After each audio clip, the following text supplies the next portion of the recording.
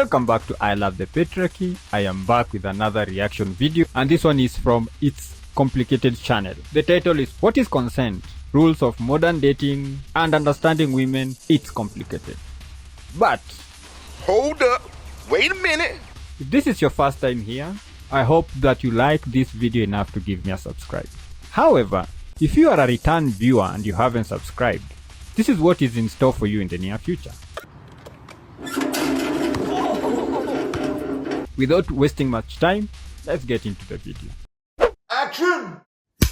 If consent is something that can be read through body language, why do some sexual encounters require a safe word? I suppose because some people are into the fantasy of being able to say no but still have things done to them. So a safe word kind of distinguishes what is no and what is not. Why are there some women who have a grape fantasy? What's a grape fantasy? I can't say the R word because it'll get me demonetized. Oh, I have one of those. I don't know why.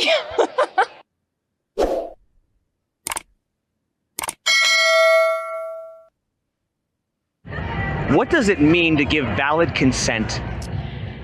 To give valid consent, it's just all about, having that one-on-one connection and being okay with having sex. What did she just say? Is consent something that must be verbal, or can it be expressed through body language? I think it needs to be verbal.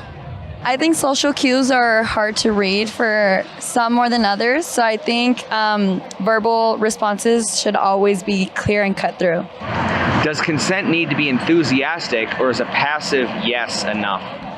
No, consent doesn't have to have any specific tone. What is said should be what it meant.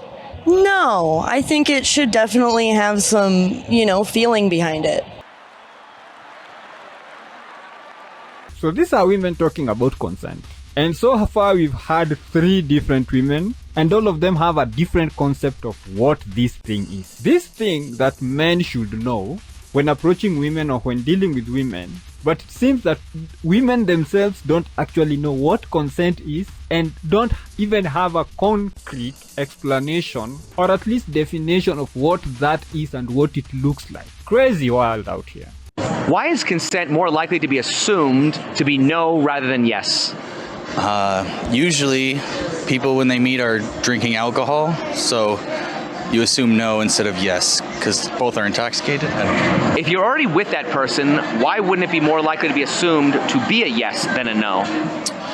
If you've already had sexual relations with someone and you're dating, I would assume that they want to be with you. That's why you're dating. It's assumed no, which it should be, because just because you're in a relationship, that doesn't mean you own that person's body. You're not obligated to have sex with the other person. If a woman wakes you with a surprise BJ, is that grape? I don't know. I've never had that happen to me, but there is a possibility of that not being all right. Since he's asleep, he hasn't given verbal consent, so is consent typically assumed? I would think that consent would never be assumed in a perfect world. Why are men expected to read body language but still required to get verbal consent? That's a tough one. That is... At least these women are honest. They also see some problems with this issue of consent. Like for her, she can actually logically look at the issue and it's like, now that you said it, I think I can see that. Shout out to her. Honestly, I think based on looks, unfortunately, in this world, yeah. Can you be more specific? What does that mean? Like, I don't know, I guess if you're attractive, maybe you don't need to ask for consent, or I don't know. I don't know. That one's hard. So you think more attractive people are more likely to get away with... Yes, that's what I'm saying, yes. When it comes to sex, why is our culture able to clearly define when it's over during climax, but can't seem to define when the sexual act begins? Wouldn't that solve the consent issue? Yeah. It would, but just like every climax, it's different. So every beginning move and everything, it's always different. So it's hard to necessarily define that. So how do you legislate that if it's always different? I don't know. Does no always mean no? Yes. Does yes always mean yes? No. How does that even make sense? If no always meant no, wouldn't it then logically mean that yes always meant yes. Because if you are saying yes but you are meaning no, then no isn't always no. Because there is a yes here which is also a no. Oh, no, actually, I'm even confused myself. So no always means no, but yes does not always mean no. Does not always mean yes. So how the fuck should a man know when a yes is a yes? Can no always mean no if yes doesn't always mean yes? Because some people make the choice to say yes when they really want to say no. Girls specifically, or honestly anybody, can be pressured into saying yes, and it's up to the person who's asking to really ask themselves whether what they're saying is truly what they're feeling. People can be pressured to say yes when they actually mean no.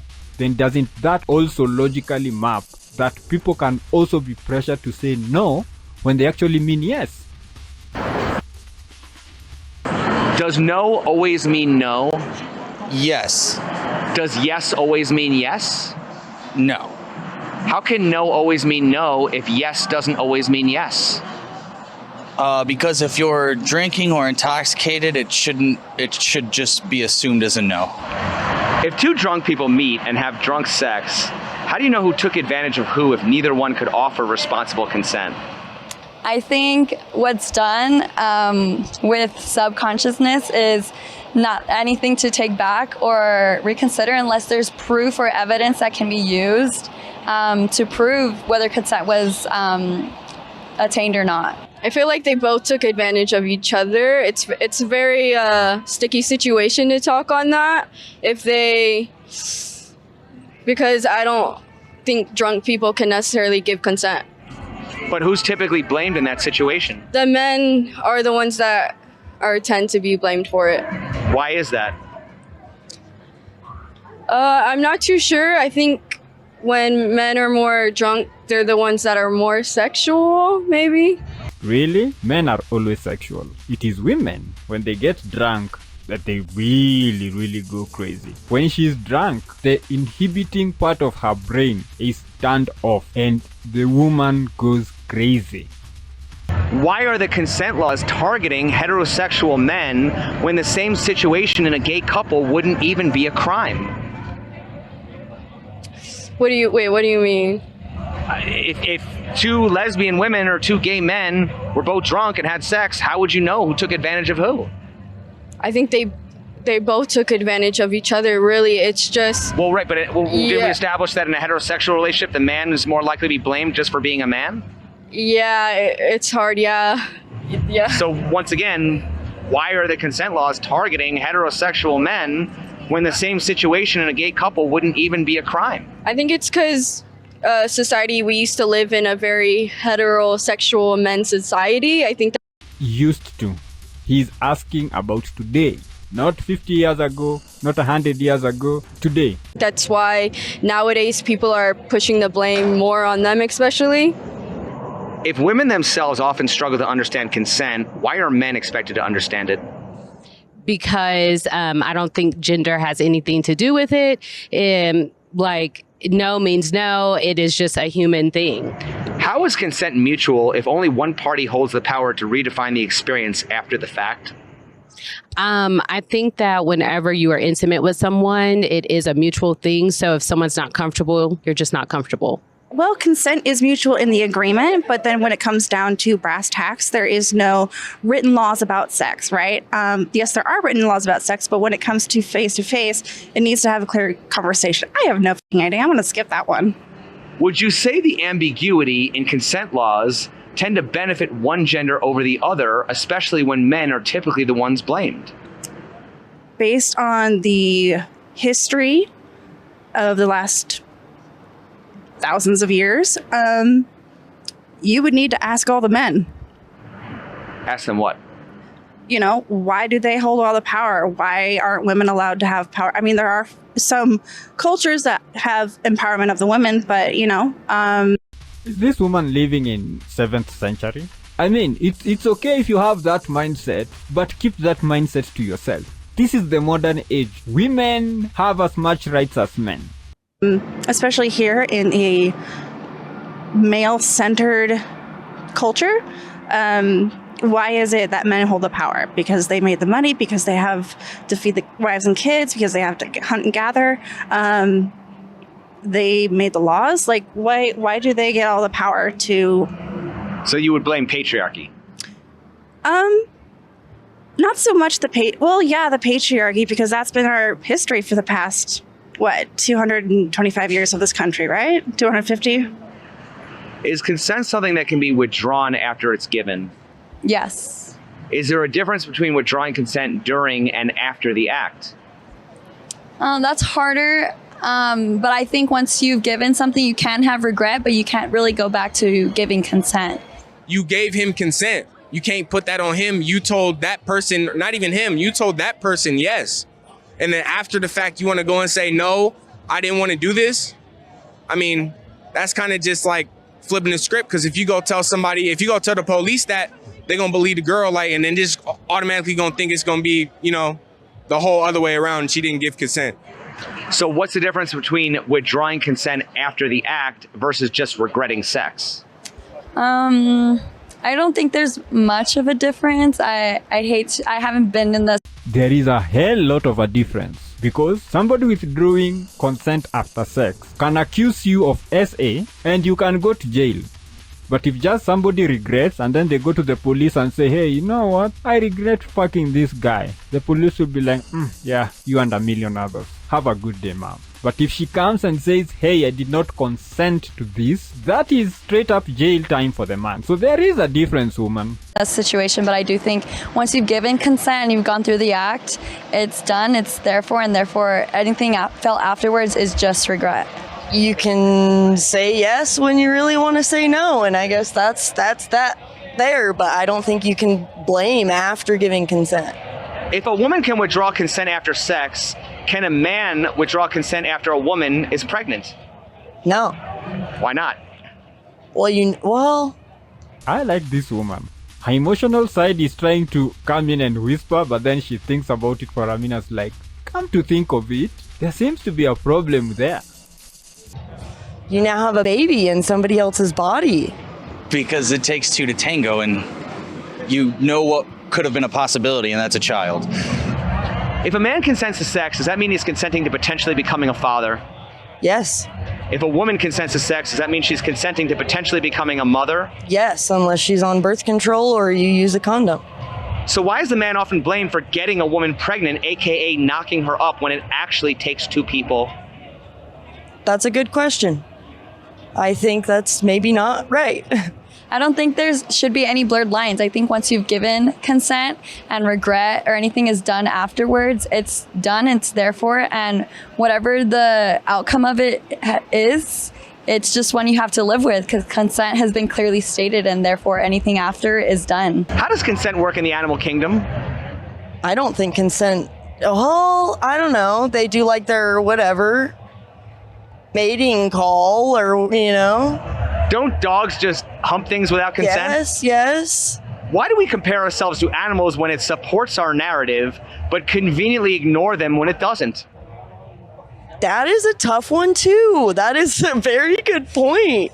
I don't know. We should probably, I don't know. We're animals, but I think one thing separates us from animals from the wild is our consciousness. We can look and say, oh, is this what I'm doing wrong or right? If a man gives you an engagement ring and he calls off the engagement, should you give the ring back? I think at that point, whatever's given to you is yours, and whatever you want to do with it after is up to you. So why is it if a man withdraws consent to an engagement, he loses the ring? Say that one more time, sorry? So why is it if a man withdraws consent to an engagement, he loses the ring? Oh, that's a great question. I think just because those are more physical, it's a ring. If you want it back, you can have it. If you don't, it's mine, whatever the case may be. Whereas an action can't really necessarily be undone. It's done for, and therefore whatever the aftermath is, you just have to deal with. If you lose $10K in a casino and you're drunk, can you withdraw consent and get your money back? That would be awesome. Why is sex the only area where someone can say I was too drunk to consent and retroactively undo the agreement? Because it's your body and it's something that someone else is consciously doing. I don't think this woman understood the question. Yes, it's your body. Doing to you, you go into a casino, you know you're going to get your money taken. Losing money from a casino and having sexual intercourse that comes with so much that it's not two comparable things. Do you know the stock price of JJ has been falling, I think, since Eve ate that apple. It's been on a downward trend. Should sex be outlawed when people are intoxicated? And if so, why are bars the #1 spot people meet to hook up? I don't think it should be outlawed. I think that would be way too hard to control. But I just do think that it makes it complicated. And I'm big on harm reduction. If a girl is super drunk and a sober guy has sex with her, is that grape? Yes, because she is drunk. If you had a boyfriend who got super drunk and had sex with a sober girl, was he graped or did he cheat? Both. Why? Because he's drunk, he doesn't give the right to give consent, and having a sexual act with somebody else while being in a relationship is cheating. He did not consent because he was drunk. How is that cheating? Are you stupid or something? So does that mean that every woman who is raped is also a cheater? Is that what you're saying? If she's in a relationship and somebody forced themselves on her, that also means that she cheated also. I wish this guy would flip that thing and ask her that. He cheated. I think I'm the type of person to say drunk actions are sober feelings. So again, that's complicated. I like to ask deeper questions because I think it's always deeper than just surface level. How did he cheat if he's a victim? If he's a victim, again, I think I wouldn't just automatically think he's a victim, personally. So, a woman, when something bad happens to a woman, she's always the victim. But if something bad happens to a man, this woman doesn't think the man is always the victim. Are women levitating above the rest of us? So these women are so holy, so moral, that they can only be a victim. But the guy is so evil that even when he's victimized, he's still guilty. Why do Hollywood movies portray sexual encounters without clear consent and romanticize just going for it? I don't know. They have consent behind the scenes, but it's not right how they portray it. If movies repeatedly show men kissing women without asking, does that send the wrong message? No. Why not? I don't know. But you can feel when it's right, I guess. How are men supposed to learn boundaries when popular media doesn't model them? That's a very good question. I don't know, and I'm sure it's hard. I think just from going out in the world, experiencing people and, talking to people, having one-on-one real life connections instead of looking at the internet, instead of looking at movies and social media. Can a man come forward years later and say he was violated, just like women do in Me Too cases? 100%, yes. Absolutely. Anybody who is a victim has the right to reflect on the situation and reflect on their feelings and take their time to heal from that before they go out and say that they are a victim of something. That's 100% the case for both parties. Why aren't men seen as brave for coming forward, especially when male victims are taken less seriously? There's definitely been a stigma in America that if a man was sexually assaulted, he comes forward, nobody believes him. Men are supposed to be strong, brave, resilient. Unfortunately, it's not always the case. Women aren't really the ones that are judging them. It's the men that look at them as being weak because, men, they love having sex. So if a man comes out saying, oh, I got forced to do this, then it's looked different. They look differently. I guess the world just doesn't care about men. They care about men, but in those instances, they don't think about men as much. We're always thinking about these things happening to women. So when it does, people just kind of brush it off. Why does the Me Too movement rarely address false accusations, male victims, or mutual responsibility? I think it's because it wants to push a certain agenda and focus more on the women There's a lot of things that men have formed against us, and I feel like the same way we want to embrace our safe places like restrooms or things like that, we should also embrace Me Too as a place where women can be empowered and to speak out.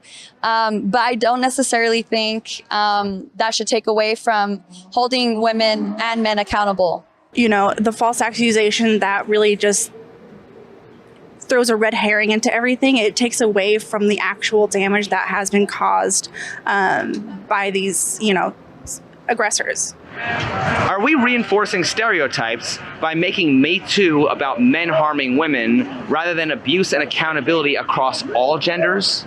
I personally don't believe so, just because women are stripped from many spaces in which they can be vulnerable and speak out. A lot of societal pressures. Just moving her gums. Which spaces have been stripped away from women? All major platforms are women-centric. It's just the other day, I think less than 10-20 years ago, that men started having a voice because of the internet. That's when stories of men started coming out. Women have had about 100 years, 150 years of access to mass media, access to feminine men and suckers who believe them. That's why we had even believe all women. What are you talking about, woman? Push against us speaking out, and therefore I feel Me Too also gives plenty of women a space to just speak out and share their stories and encourage other women to share their stories.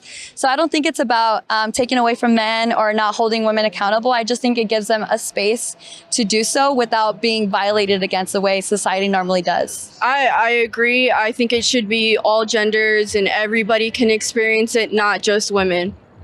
Why isn't there a national conversation or education initiative about what consent actually means, especially in the post-Me Too era? I think it's because men aren't as involved women are, so I just think men need to be more involved in that topic, and then I think it will become a worldwide sensation in a sense. Well, that was a good video. And shout out to all the people who accepted to be interviewed and shared their thoughts. I have disagreed with some of them, but it's their opinion. We don't have to see eye to eye. But I mean, when these conversations happen, I think that is key, because now we can see where the problems are and we can start fixing them. As always, this is the Patriarch. See you in the next video. Subscribe to the channel if not. You're a bitch.